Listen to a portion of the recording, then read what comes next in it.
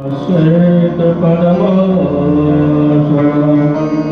या ब्रह्माच्युतशङ्करः प्रभृतिभिर्देवैः सदा वन्दिता सा मां पातु सरस्वती भगवती निःशेषजाड्यापहा शुक्रां ब्रह्मविचारसार परमामाद्यां जगच्चापिनीं दीया पुस्तकधारिणीं वैजाड्यान्धकारापहम् हस्ते स्फाटिकमालिकां विधष्टिं पद्मासने संस्थितां वन्दे तां परमेश्वरीं भगवतीं बुद्धिप्रदां या श्री स्वयं सुकृतिनां भवनेश्वरलक्ष्मी पापात्मनां विकृतियां हृदये सुबुद्धि श्रद्धा सतां कुलजन प्रभवस्य लज्जा तां त्वां नताः अस्मु परिपालय देवि विश्वं तां त्वां नताः अस्मु परिपालय देवि विश्वं देवी प्रपन्नाति हरे प्रसीद प्रसीद मातर्जगतोऽखिलस्य प्रसीद विश्वेश्वरि पाहि देशं त्वमीश्वरी देवि चराचरस्य त्वमीश्वरी देवि चराचरस्य मनोजवं मारुततुल्यवेगं जितेन्द्रियं बुद्धिमतां वरिष्ठं वातात्मजं वानरयूथमुख्यं श्रीरामदूतं शरणं प्रपद्ये सुपूजन्तं राम रामेति मधुरं मधुराक्षरम् आरुहे कविताशाखां वन्दे वाल्मीकिकोकिलं आपदामपहर्तारं दातारं सुखसम्पदाम् आपदामपहर्तारं दातारं सुखसम्पदां लोकाभिरामं श्रीरामं भूयो भूयो नमाम्यहम् भर्जनं भवबीजानाम् अर्जनं सुखसम्पदां तर्जनं यमदूतानां राम रामेति तर्जनं रामो राजमणिः सदा विजयते रामं रमेशं भजे रामेणाभिहितानि साचर्षं रामाय तस्मै नमः रामाय नास्ति परायणं परतरं रामस्य दासोऽस्म्यहं रामे चित्तलयः सदा भवतु मे भूयाम मामुद्धर तु राम रामेति रामेति राम रामेति रामेति रमे रामो मनोरमे सहस्रनाम तत्तुल्यं राम नाम वरानने शान्ताकारं भुजगशयनं पद्मनाभं सुरेशं विश्वाधारं गगनसदृशं मेघवर्णं शुभाङ्गं लक्ष्मीकान्तं कमलनयनं योगभिर्ध्यानगम्यं वन्दे विष्णुं भवभयहरं सर्वलोकैकनाथम् अच्युतं केशवं रामनाथं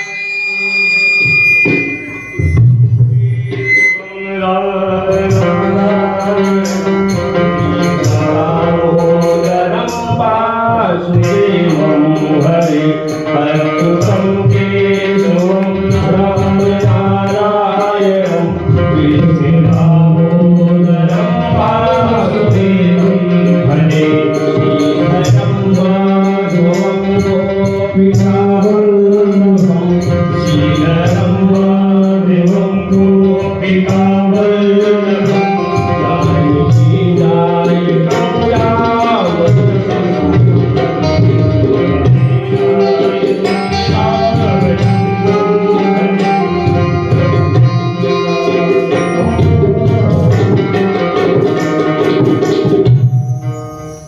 आशुतोष शशांक शेखर चौरमाली दिगंबरा कोटि कोटि प्रणाम नमन दिगंबरा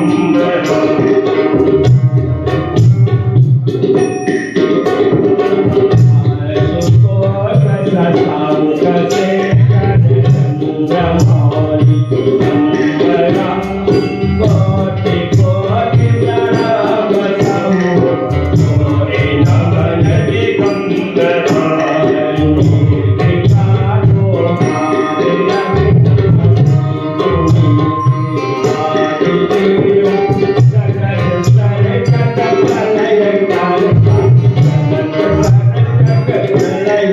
दिखाओ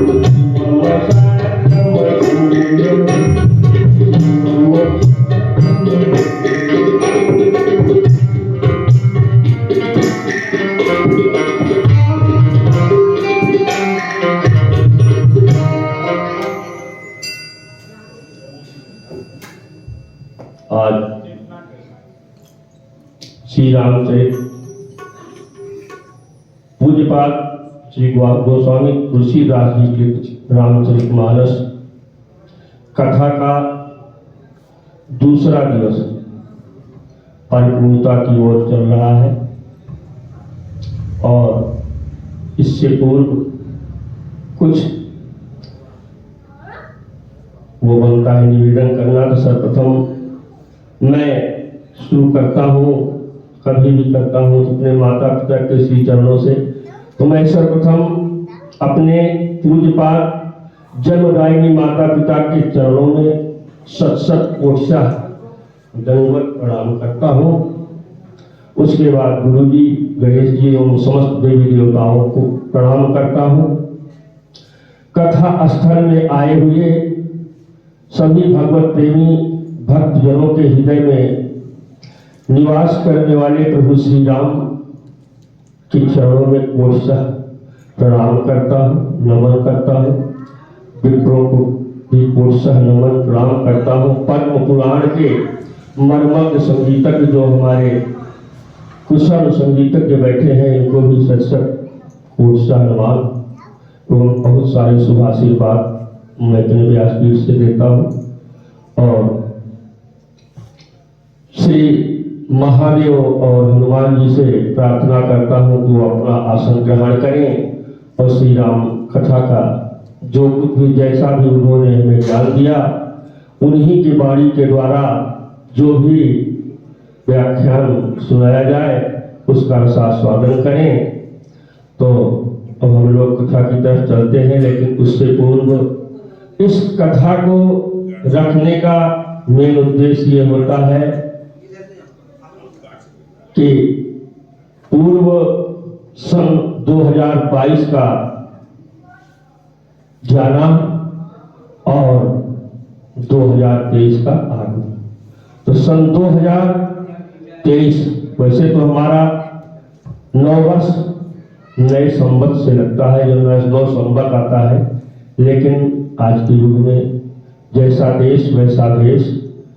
तो 9 वर्ष की आप सबको बहुत बहुत सारी हार्दिक शुभकामनाएं देते हुए सर्वप्रथम जो हम कथा में चलते हैं, तो अपने तन और मन को शुद्ध करने के लिए प्रभु की स्तुति करते हैं और सभी कोई मिल करके करेंगे।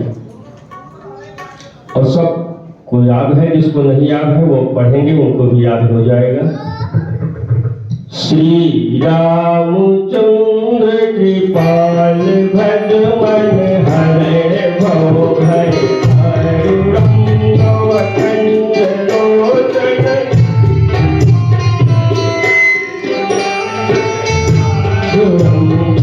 रामचंद्र कृपाल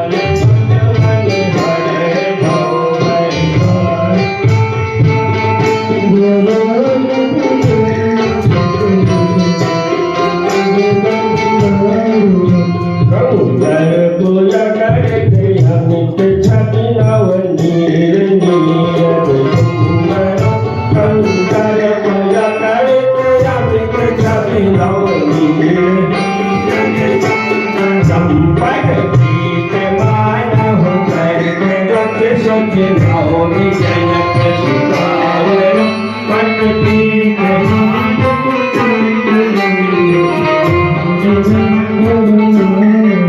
भज दीन बंधु दिनेश दानव त्रैक वंश निकंदनम भज दीन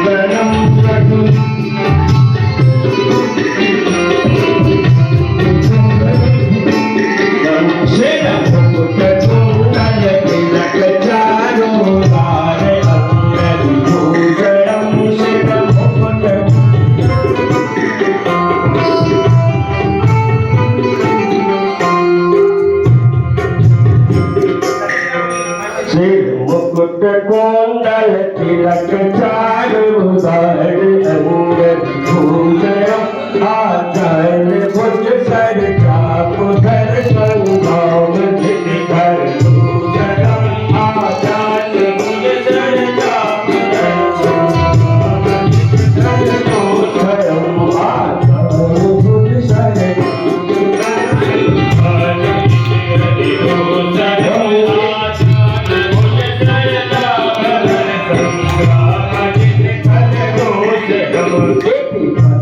तुलसी दास शंकर शेष मुनि निरंजनम निधि भगत तुलसी दास शंकर शेष मुनि निरंजनम निधि भगत तुलसी दास शंकर शेष मुनि तुलसी दास शंकर शेष मुनि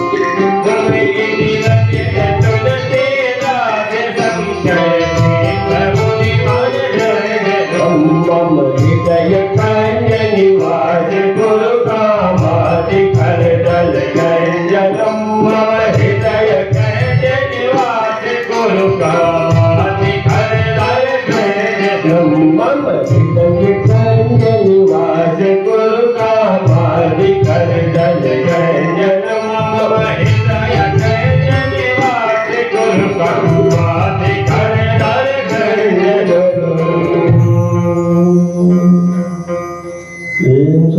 सरकार की जय हो। देखिए तो मुझे तन मन की शुद्धि तो हो गई, निश्चित रूप से हो गई। और जब तन मन की शुद्धि हो जाए तो फिर आचमन तो करना ही चाहिए। जब हम लोग आचमन कराते हैं तो कोई कहता है रामाय रामभद्राय रामचंद्राय, कोई कहता है माधवाय नमः केशवाय नमः नारायणाय नमः। तो अब चूंकि राम जी की चर्चा चल रही तो राम के नाम से ही मुख की शुद्धि होनी चाहिए। तो सभी लोग राम का नाम बोलेंगे। राजा राम जी की जय, सीता राम जी की जय, राजा राम जी की जय, सीता राम जी की जय, जय राम जी की जय, सीता राम जी की जय, राजा राम जी की जय, सीता राम जी की जय, राजा राम जी की जय, सीता राम जी की जय, राजा राम जी की जय, सीता राम जी की जय।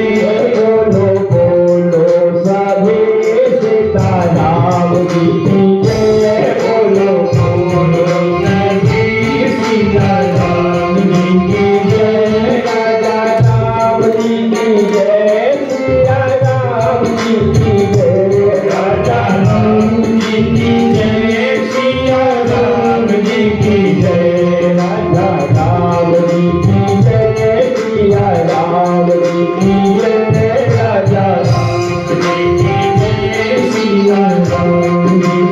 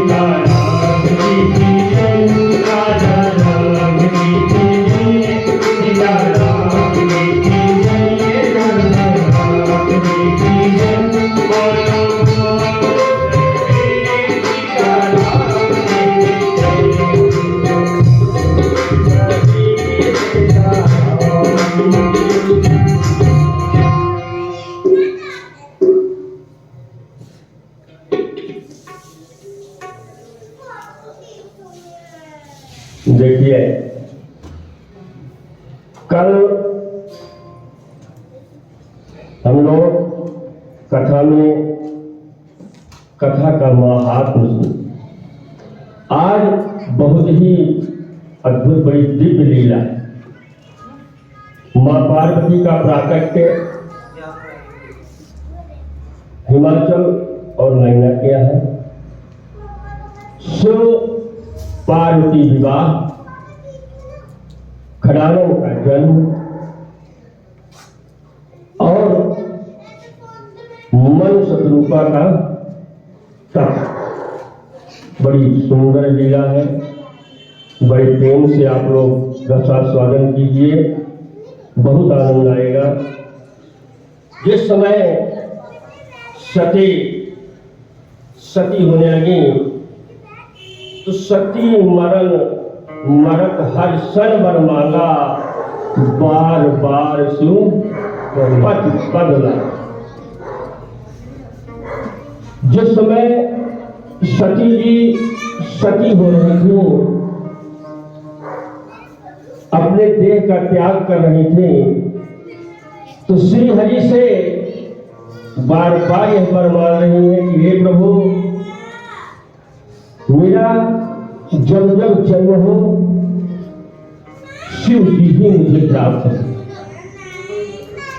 यहाँ पे बड़ी सुंदर बड़ी विचित्र बात हरि ने कहा, आखिर अभी जन्म नहीं हुआ, पति पहले ही भूलने लगे। अरे पति तो तब मिलेगा जब पहले पिता मिलेगा। पहले पिता तो ढूंढो, पिता कहाँ है? कौन पिता बनेगा? किसके यहाँ जन्म लोगी? जन्म लेने से पूर्व तो पति मिलेगा नहीं। तब सती ने कहा, जिसका मेरा पिता वो होना चाहिए जो अचल हो, दृढ़ विश्वासी हो, संशय वाला पिता ना हो, जैसा मेरा पिता ये दक्ष था। जैसी हो भगतव्यता तैसे ही प्रभु सहाय, आप न आवे ताहि पर ताहि कहा ले जाए। इधर सती मरते समय बार बार शिव जी के को वर रूप में प्राप्त करने के लिए हर से वर मांगा, और उधर मैना और हिमाचल के अंदर मां को पुत्री के रूप में प्राप्त करने की लालसा प्रकट हो गई। तो आदि शक्ति जगदम्बा या कि प्रभु को पाने के लिए ऐसे तो आसान नहीं, उसके लिए बड़ी तप और तपस्या करना पड़ता है। आज भी जब मां को गर्भ होता है तो उनसे कहा जाता है, जब माताएं गर्भ धारण करती हैं तो उनको बड़े बुजुर्ग घर के माता पिता, सास ससुर, पति परिवार जो भी होता है, हर कोई कहता है कि बेटा रामचरितमानस का पाठ करो, भगवत गीता का पाठ करो, पद्म पुराण का पाठ करो, मतलब धर्म से जुड़े रहो। क्योंकि बालक को संस्कार हमारे सनातन धर्म में गर्भ से ही मिलता है। 16 संस्कार होते हैं जीवन के, जो पहला संस्कार गर्भ से ही चालू हो जाता है, कौन संस्कार। तो राजा हिमाचल को मां जगदम्बा को प्राप्त करने के लिए बड़ी लालसा हुई और उन्होंने घोर तप किया, हजारों वर्ष तप किया, अन्न का त्याग किया, कंदमूल फल का त्याग किया, यहां तक जल का भी त्याग कर दिया। उसके बाद वायु का भी त्याग कर दिया। हिमाचल और मैना दोनों मिलकर के दोनों पैरों पर खड़े होकर तपस्या कर रहे हैं और माँ जगदम्बा को याद कर रहे हैं। फिर जब माँ तब भी नहीं वर देने आती हैं तो माता माँ से कहते हैं कि हे माँ, जब तक आप नहीं आओगी मैं इस अपने तप को नहीं छोड़ूंगा। एक पैर पे खड़े होकर तपस्या करने लगी, लेकिन फिर भी तप का प्रभाव नहीं पड़ा। धन्य हो राजा हिमाचल का अडिग विश्वास, इसको कहते हैं विश्वास। दृढ़ विश्वास है कि अगर मैं तप करूंगा तो प्रभु अवश्य ही मिलेंगे। क्यों? क्योंकि जो तप कह रही कुंवारी कुंवारी अभाव्यों में सकै त्रिपुरारी, तो उन्हीं को पाने के लिए तो माने वर मांगा है।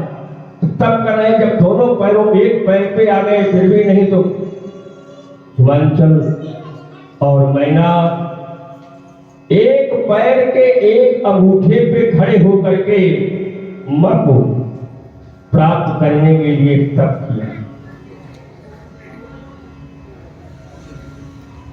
बहुत काल बीत गए, फिर शरीर से भी जर्जर हो गए। तब मां को दया आई। मां सिंह पे सवार होकर वरदहस्त खड्ग चक्र धारण किए हुए अपनी हर कलाओं से परिपूर्ण सुंदर सदृश कुंद के बिंब के समान होठों वाली, पर्वत के गर्जन के समान नेत्रों वाली मां जगदम्बा राजराजेश्वरी त्रिपुर सुंदरी भवभय हारिणी शोक निवारिणी दुख विदारिणी त्रैलोक तारिणी राजराजेश्वरी त्रिपुर सुंदरी मां जगदम्बा प्रभु की कृपा से हिमाचल के पास आई और बोली वर मांगो। तब हिमाचल और मैना इतने तप करते करते सूख गए, उनको कुछ पता ही नहीं चल रहा है कि मेरे सम्मुख कौन आया है और कौन क्या कह रहा है। अपने तप में लगे पड़े हैं। मां जगदम्बा ने आज शक्ति जगदम्बा ही तो शक्ति देने वाली है।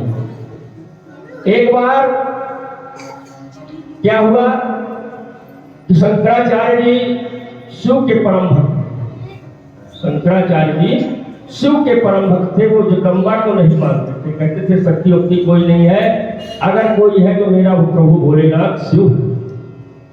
भोलेनाथ ने भी कई बार कहा भक्त ऐसा नहीं है, शक्ति के बिना मैं अधूरा हूं।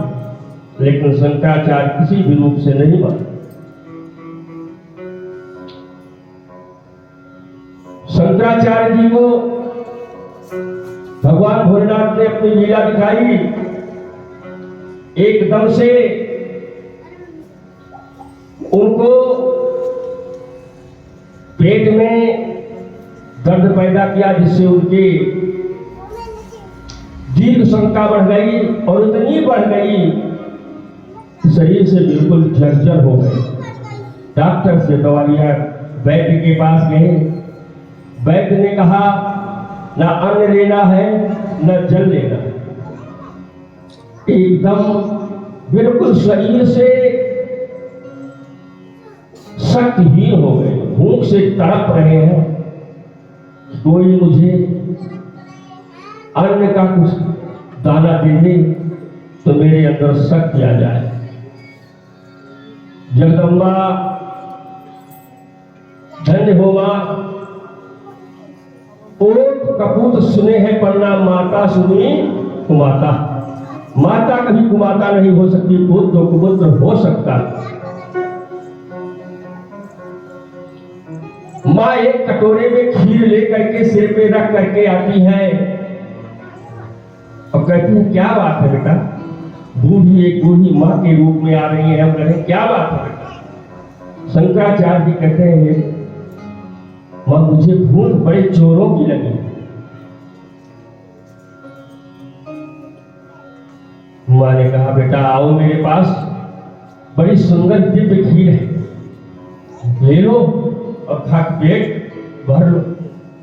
शंकराचार्य जी ने कहा हे माँ मेरे पास तो शक्ति ही नहीं है कि मैं उठ करके खा लूं पेट। तो माँ ने कहा बेटा तुम्हें शक्ति की क्या आवश्यकता है, अरे अपने शिव जी को बुलाओ, वो आए और खीर आपको खिला दें। जब मां ने ऐसा कहा शंकराचार्य ध्यान किए तो उनको मां जगदंबिका साक्षात नजर आई कि ये तो मां जगदंबा है। वहीं पे शंकराचार्य जी ने पूरा अन्नपूर्णा स्तोत्र लिख दिया। नित्यानंद करी वरा भय करी सौंदर्य रत्नाकरी निर्धूताखिल घोर पावन करे प्रत्यक्ष माहेश्वरे प्राणे आचल वंश पावन करी काशीपुराधीश्वरी भिक्षाम देहि कृपावलंबन करे माता अन्नपूर्णेश्वरी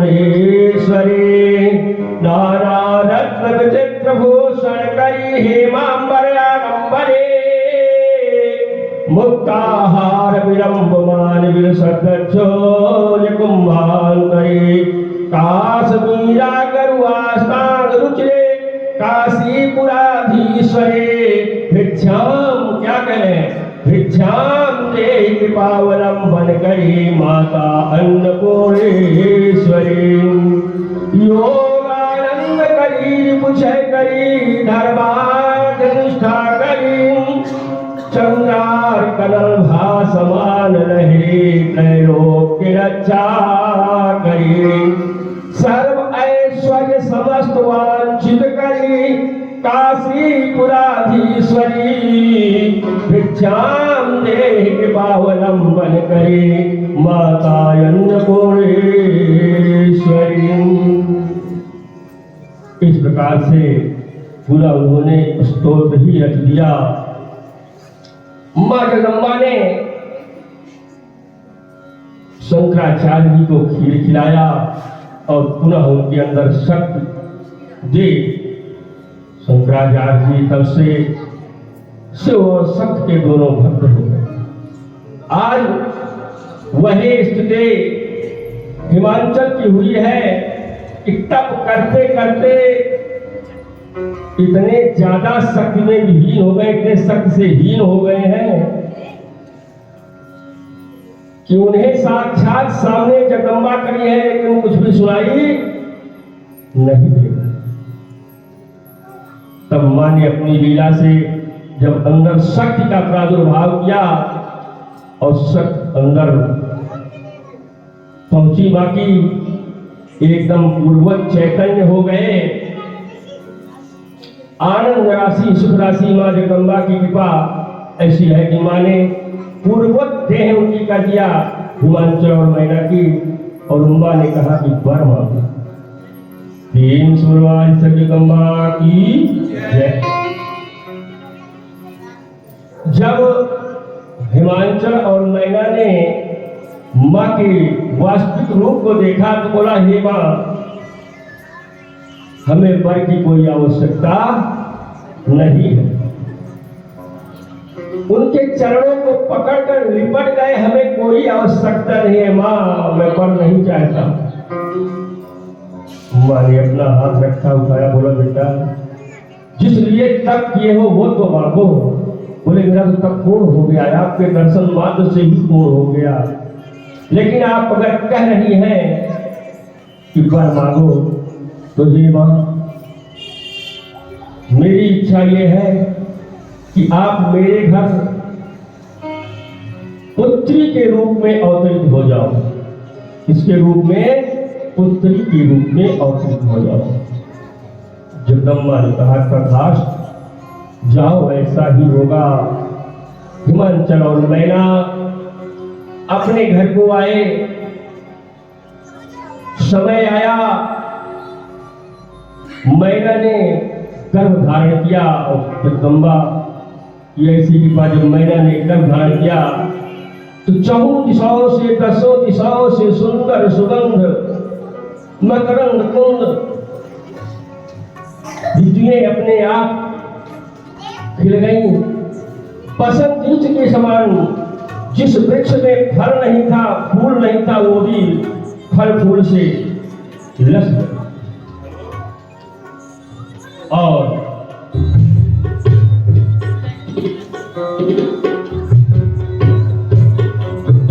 मां ने गर्भ धारण कर, मैना ने गर्भ धारण किया। तो थोड़ा सा मां के ध्यान करते हुए एक बार मां का नाम ले लिया जाए।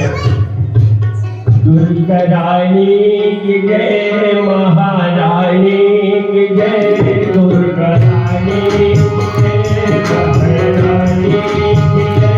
बोलो बोलो सभी राधा रानी की जय, बोलो बोलो सभी राधा रानी की जय। दुर्गा रानी की जय, महारानी की जय, दुर्गा रानी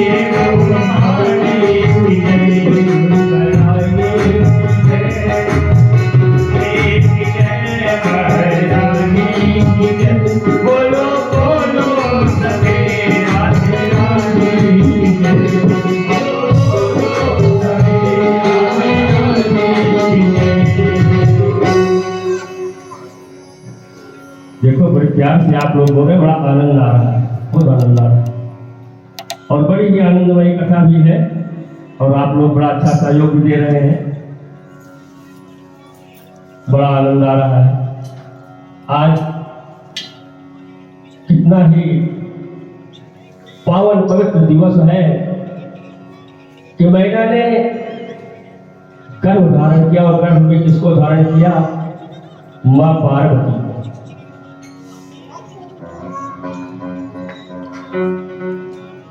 और समय आया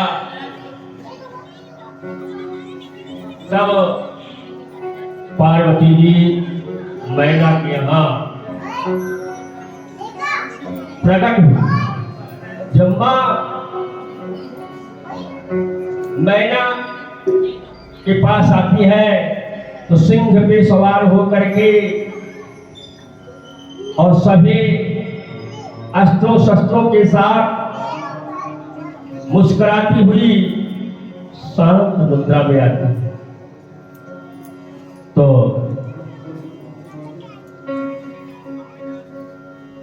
मैना क्या कह रहे हैं कि हे मां, मैंने तो ये रूप मांगा ही नहीं, आप जिस रूप में आई हो कि तो आप मेरी मां बन के आई हो। मैं तो आपको पुत्री, मैं आपकी मां बनने के लिए बोला था, आप तो मेरी मां बनने के लिए आई हूं। जैसे आज भी माताएं गुस्सा हो जाती है बच्चों पर, बेटियों पर, कहती है अरे मेरी मां मत बनो, बैठी रहो, है ना। तो उसी तरह से ये आज की बात नहीं, पुरानी बात है, पीढ़ी दर पीढ़ी चली आ रही है और चलती रहेगी। बाप बेटे को बोलेगा कि मेरा बाप मत बनो, बेटा ही रहो। उसी तरह से मैना ने कहा कि मैं आपकी मां बनने के लिए तपस्या किया था, ना कि आपको मां बनाने के लिए। तो बोली क्या करूं फिर? बोले पुत्री बनो। बोले ठीक है, सारे आयुष को हटा दिया। बोले शेर को मैं क्या करूंगी?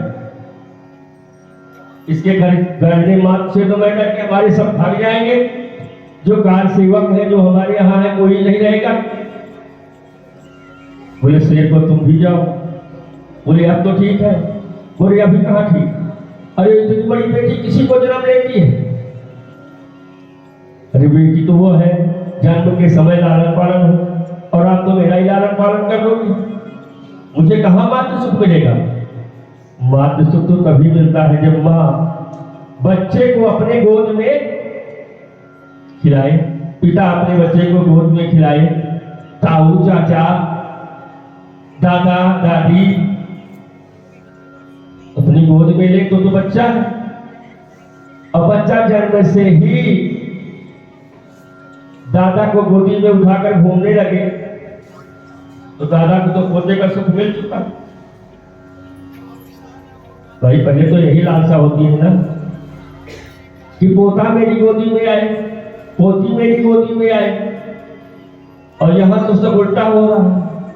तो मां ने कहा अब क्या चाहती हूँ? बोले छोटा रूप लाओ।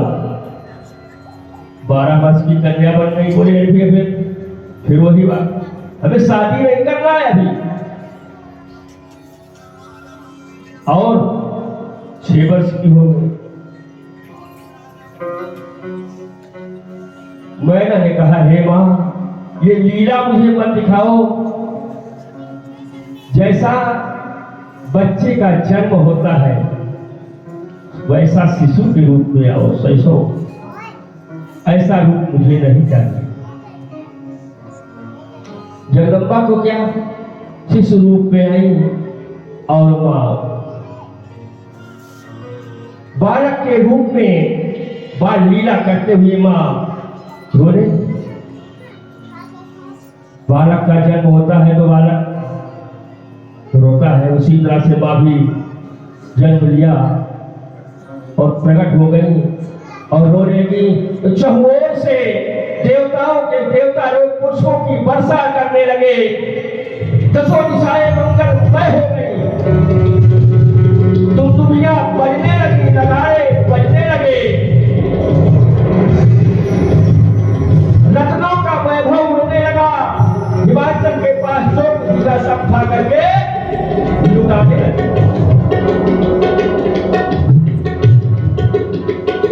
धन्य हो गए हिमाचल, आज मेरे यहाँ पुत्री का जन्म हुआ। पुत्री के जन्म से जितना पिता को खुशी होती है उतना शायद मां को खुशी नहीं होती। मां सर्वदा पुत्र के लिए चाहती है, लेकिन पिता चाहता है कि मुझे एक पुत्री हो और मैं कन्या प्राप्त करूं। मां पुत्री को भस्म करके विदा कर देती है, लेकिन कभी आपने सुना नहीं हुआ कोई पिता अपनी पुत्री को उठा करके ससुराल के लिए ले जाकर के डोली में बिठाया। वो अलग ही बिखर जाता है। जिस समय बेटी विदा होती है, पिता दहाड़ मार करके रोता है, और उसकी दहाड़ों से जो बाराती आए होते हैं बराती भी रोने लगते हैं। उस दिन उस पिता को ऐसा लगता है यार मेरी पुत्री नहीं विदा हो रही है, लेकिन मेरी मां विदा हो रही है। क्योंकि जैसे मां अपने बच्चे का ध्यान देती है, उसी तरह से पुत्री भी पिता का ध्यान देती है। अगर माता पिता में कोई बात हो गई है, पिता का मन उदास है, पुत्री यह करके यही पूछती है कि हे मां, पिताजी को क्या हुआ है। पिता के न होने पर पुत्री अपने आप को मां के पक्ष से बेसहारा समझ लेती। आज अद्भुत आश्चर्य, बड़ा आनंद। देखिए हिमाचल जी के घर जगत ने जगदम्बा का अवतार हुआ और पुष्पों की वर्षा हुई। देवता लोग दुनिया बजाए, दसों दिशाएं मंगलमय हो गई। जितना रत्नों को लुटा सका उतना लुटाया गया, लेकिन फिर भी घर में वैभव खाली नहीं हुआ। क्योंकि जितना जा रहा था मां जगदम्बा की कृपा से उससे डबल आ रहा। दान दिए धन ना घटे जो सहाय रघुवीर, तुलसी पंछी के पिए घटे न सरितानी। अगर दान श्रद्धा से दिया जा रहा है, नेक कमाई से दिया जा रहा है, तो कभी कमी नहीं होती।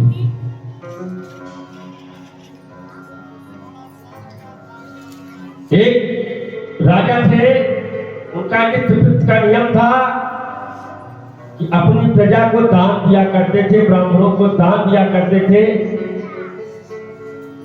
तो एक पंडित जी थे, उनके वास्तव में गरीबी थी, पुत्री थी, पुत्री के विवाह का समय आ गया और पंडितानी ने कहा कि आप जा करके राजा के यहां से दान ले आइए। राजा सबको दान देते हैं, आपको भी दान देंगे, अवश्य ही देंगे। पंडित जी ने कहा भाग्यवान, अगर मेरे भाग में होगा तभी दान मिलेगा, अन्यथा दान नहीं मिलेगा। लेकिन हाँ, ये मैं कहूंगा कि राजा दयावान है, हो सकता है कभी न कभी मेरे ऊपर भी दया आ जाए। दानियों के सब जहां रखते थे, जो राजा का दान, राजा दान देते थे, तो उसी लाइन में वो भी लग जाते और दूर बैठ जाते थे। दान बढ़ जाता था, समय समाप्त हो जाता था, पंडित जी लौट आए। कई दिन बीत गए, घर वापस आए तो यही बोले मेरे भाग में नहीं था। पंडिताई ने कहा सबको मिलता है और तुम्हारे भाग में क्यों नहीं है? तुमको राजा कहते, बोले पता नहीं भाग्यवान, मेरे भाग में ही नहीं है। फिर गए बैठे रहे, उस दिन भी चले आए। एक दरबारियों ने कहा कि राजन, एक ब्राह्मण देवता आते हैं दान लेने के लिए, लेकिन उनको पहुंचते पहुंचते समय ही समाप्त हो जाता है, वह खाली हाथ लौट जाते हैं। राजा ने कहा कोई बात नहीं, आज उन ब्राह्मण देवता को सबसे पहले मेरे पास ले आना। ब्राह्मण देवता आए, राजा के पास गए, बोले विप्रदेव आपको दान में क्या चाहिए?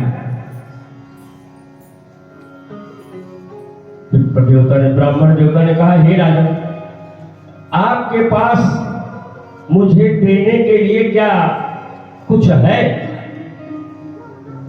बोले बताओ विप्रदेव, कैसे नहीं है? बोले तो जो कुछ भी है प्रजा से कर ले करके आपने इकट्ठा किया है, और प्रजा का है उन्हीं का आप उनको लुटा रहे हो, लौटा रहे हो, अपना क्या दे रहे? अगर हमें दान देना है तो अपनी नेक कमाई से आप हमें दीजिए, जो कुछ भी हो सके वही दीजिए। राजा बड़े बुद्धिमान थे। राजा ने कहा वास्तव में बात तो आपकी सत्य है ब्राह्मण देवता, आप जाइए, कल आइए, कल आपको दान में अवश्य दूंगा। ब्राह्मण देवता फिर लौट आए घर। बोले, ब्राह्मणी ने पूछा क्या हुआ? बोले आज तो राजा ने मुझसे बात किया है कि कल मैं आपको दान अवश्य दूंगा। दूसरा संध्या काल हुई, सब सो गए और राजा मजदूर के भेष में आ गए। मजदूर के भेष में आकर के मजदूरों के बाजार में जाकर खड़े हो गए। कोई पूछे क्या काम करना जानते हो? कुछ नहीं जानता हूं। तो राजा के तो काम करना कहाँ जाए? सब चले गए मजदूर, ये खड़े रहे। एक लुहार आया, देखा है तो वास्तव में हिष्ट पुष्ट, ये वास्तव में सही घन चला लेगा, इससे घन अच्छे से चल जाएगा। बोले अरे क्या तुम घन चला लेते हो? बोले वो क्या है? बोले वो घन होता है हथौड़ा, उसको चला सकते हो? बोले हाँ हाँ खुद चला लूंगा। मजदूरी क्या लोगे? बोले जो दे दोगे भैया मैं वही ले लूंगा। बोले भाई देखो आपको मैं 1 रुपए दूंगा। राजा ने कहा कोई बात नहीं, 1 रुपए दे दे। राजा को लेके गए और घर चलाने में चला दिए। कहां कोमल हाथ, जो अपने हाथ से 1 गिलास जल भी ना लेके पिए, आज वो ब्राह्मण के प्रति, दान के प्रति ऐसी सच्ची श्रद्धा है। देखिए कि घन चला रहा है लुहार के यहां जाकर, रात भर घन चलाए, हाथ में छाले पड़ गए, छाले फूट के खून निकलने लगे। लुहार को भी दया नहीं आई कि इसको 1 रुपए दे के विदा कर दिया जाए। रात भर घन चलाए और सुबह मजदूरी में 1 रुपए दे दिया।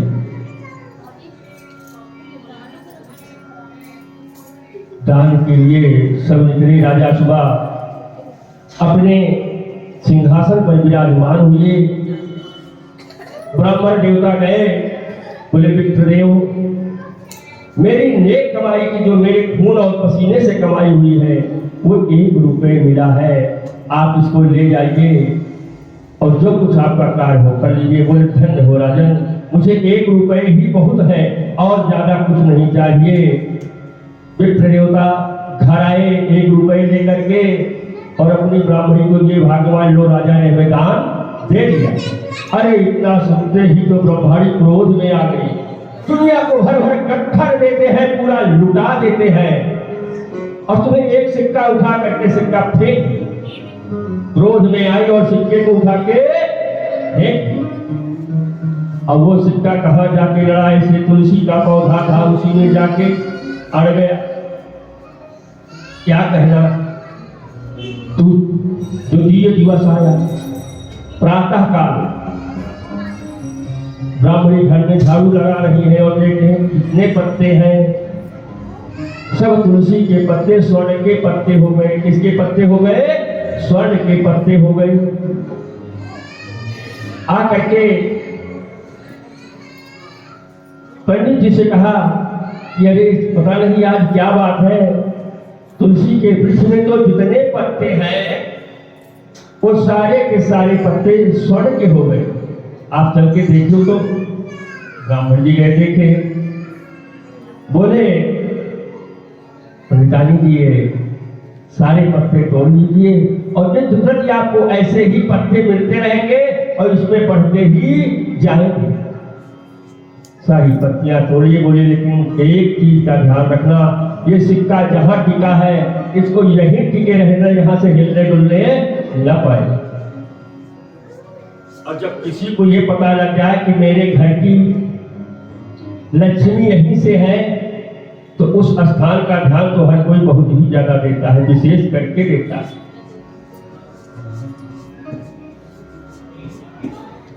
वे नित्य प्रति तुलसी से पत्ते तोड़ती लाती और भगवान विष्णु के सम्मुख रख देती और उसके बाद प्रसाद रूप में ले जा करके उसको बेच बेच के बहुत सारा धन इकट्ठा हुआ। पुत्री का विवाह हुआ, ऐसा विवाह हुआ कि राजाओं के जैसा विवाह हुआ, क्योंकि धन जैसा होगा वैसा भी कार्य होगा। सारी प्रजा बुलाई गई, जो राजा की प्रजा थी वही उसी में ये भी थे, सब आए और जाकर के राजा से बोले, यही राजन, जो ब्राह्मण नित्य प्रति भिक्षा में दान लेने के लिए आपके पास आता था, आज उसने तो अपनी बेटी की ऐसी शादी किया, ऐसा विवाह किया है, वैसे राजा लोग भी नहीं कर पाते हैं ऐसा, तो डकैत हो गया। राजा ने कहा ऐसा तो नहीं हो सकता। बोले नहीं हो गया। विवाह हुआ, दिव्य महल बनवाया गया, ब्राह्मण देवता के जो घर में लक्ष्मी आई तो भव्य सुंदर महल बनाया गया। राजा बुलवाए ब्राह्मण देवता को, और ब्राह्मण देवता गए, बोले कहां से इतना धन लाए, आप चोरी करते हो क्या? बोले राजन मैं चोर तो नहीं, डकैती करते हो? बोले बिल्कुल नहीं करता। राहगीरी करते हो? बिल्कुल नहीं करता। बोले फिर कैसे करते हो? बोले आपकी दया से। जो कुछ भी मेरे यहाँ धन वैभव बड़ा है ये सब आपकी देन है, आपके देन से हुआ है, मेरे पास कुछ नहीं है राजन। बताओ। बोले आपकी दया से राजन, मेरे पास कुछ नहीं, सत्य कह रहा हूं। तब महारानी जगदम्बा ने प्रसन्न होकर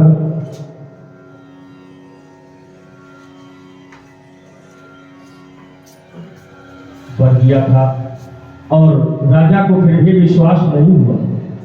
राजा सिपाही के भेष में आकर पूरी रात निगरानी किया कि यह ब्राह्मण कहाँ जाता है, क्या करता है, लेकिन वो कहाँ जाए, वो तो भगवत भजन किए, भोजन किए और सो गए। जब सुबह हुई जाके ब्राह्मण देवता के चरणों में राजन गिर गए। बोले प्रभु मैं जानना चाहता हूं आपके यहाँ धन कहां से आया? बोले राजन आपकी दया से, चलो दिखा दो कहां है। लेके गए, बोले ये देखो। बोले ये मतलब क्या? बोले आपने अपने मेहनत की कमाई से हमें 1 रुपए दान दिया था और जब मैं घर आया अपनी ब्राह्मणी को दिया, ये क्रोध में आकर के सिक्के को उठा के फेंक दिया और ये सिक्का जो है आकर के तुलसी के वृक्ष में आ गया। तो नित्य प्रति का इसका नियम है कि जितने पत्ते होते हैं सब सोने के होते हैं, सोने की कीमत ज्यादा है। उससे राजन ब्राह्मणों के विप्र देवता के चरणों में गिर गए और बोले धन्य हो विप्रदेव। तभी इसीलिए कहा गया कि दान दिए धन ना घटे, जो सहाय रघुवीर, तुलसी पंछी के पिए, घटे न सरिता नीर।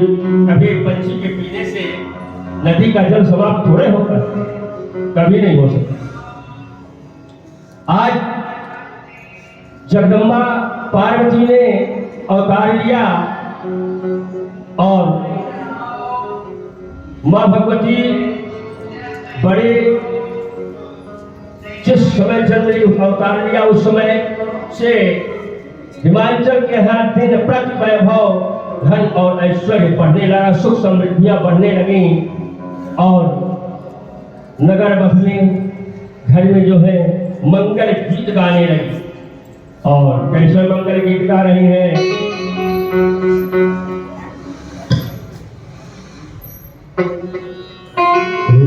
सीताराम जी महाराज की पार्वती जी का जन्म हुआ है। एक सोहर सुनिएगा आप लोग, क्योंकि मंगल गीत में मंगल गीत आप बोलिए बोलिए बोलिए आप भी बोलिए, मैंने बोलो चलो आप भी बोलो। श्री सीताराम जी महाराज की श्री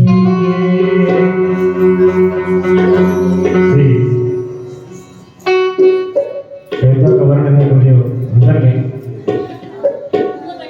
सिर पे सीताराम कर पे क्या कहना सिर पे सीताराम कर पे क्या कहना सिर पे सीताराम कर पे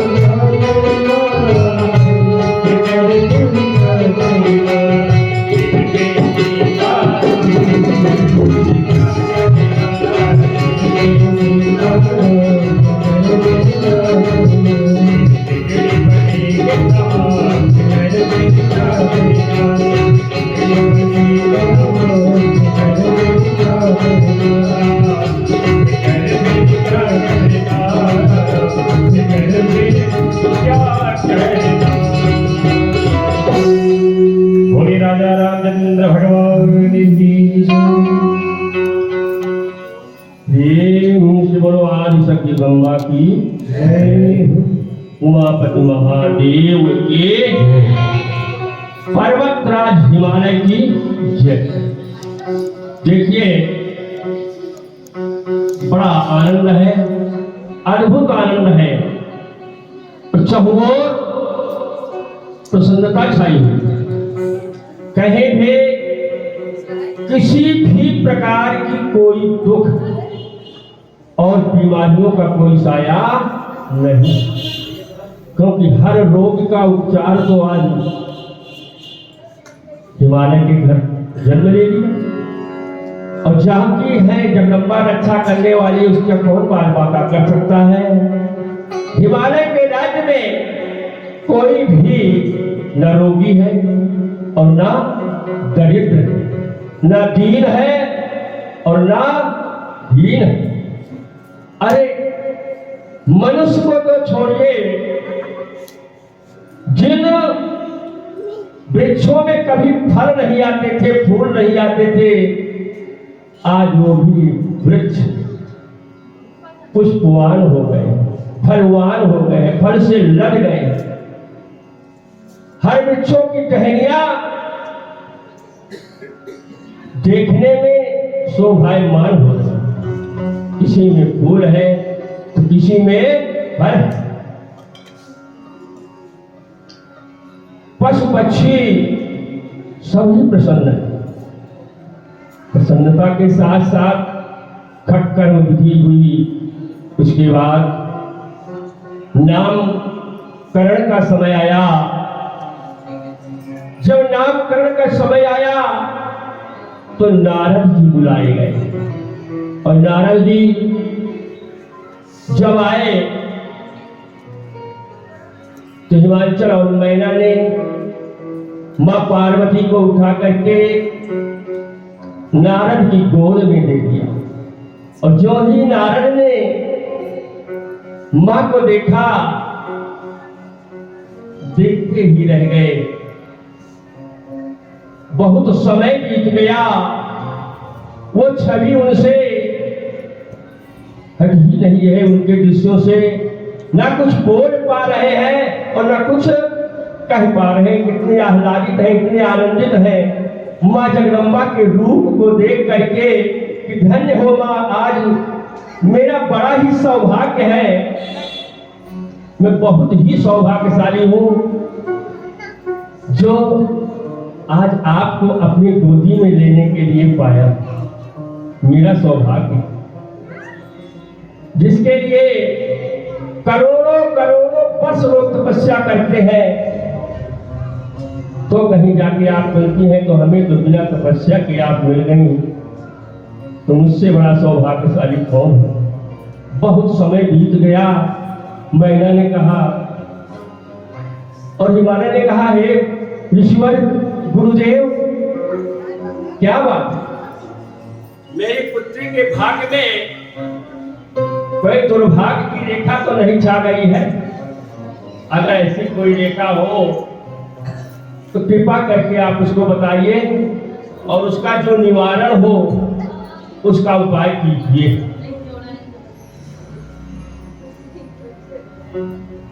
नारद जी ने कहा, अरे क्या कह रहे हो हिमांचल, ये तो दुर्भाग्यों का नाश करने वाली पुत्री है आपकी, इसके बाद दुर्भाग्य कहां आ सकता है।